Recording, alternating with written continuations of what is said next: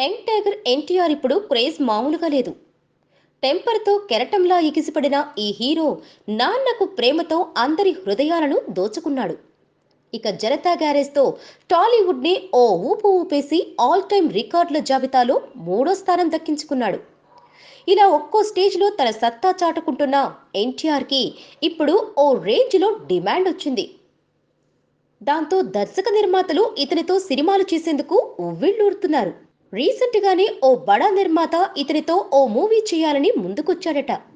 100 కోట్ల భారీ బడ్జెట్ తో ఓ మాస్ మసాలా ఎంటర్టైనర్ ని అతనితో తీయాలన్న ఉద్దేశంతో ఎన్టీఆర్ తో సంప్రదింపులు జరిపారట. తన నిర్మాణంలో ఓ సినిమా చేయమని, అందుకు అక్షరాల 25 కోట్లు పారితోషికం కూడా ఇస్తానని ఆ నిర్మాత తారక్ ని కోరారట. అయితే ఎన్టీఆర్ మాత్రం ఈ ఆఫర్ని సున్నితంగా తిరస్కరించాడట. ఎందుకంటే ఆ నిర్మాత రీమేక్ సినిమా చేయమని అడిగాడట. తారక్కి రీమేక్ సినిమాలు చేయడం అస్సలిష్టం ఉండదు.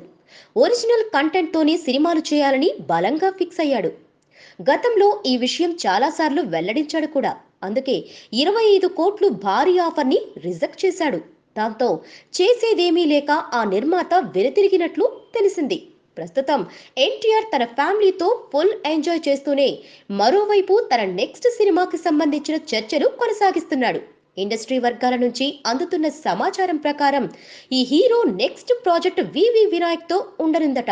ఇప్పటికే గ్రౌండ్ వర్క్ మొదలైంది. త్వరలోనే అధికారిక ప్రకటన వస్తుందని టాక్. జనవరి నుంచి ఈ చిత్రం సెట్స్ మీదకి వెళ్లనున్నట్లు సమాచారం జరుగుతుంది. అందులో ఎంత నిజముందో తెలియాలంటే కొన్నాళ్లు వెయిట్ చేయాల్సిందే. Please subscribe. Hi, it's me Purna. Please subscribe.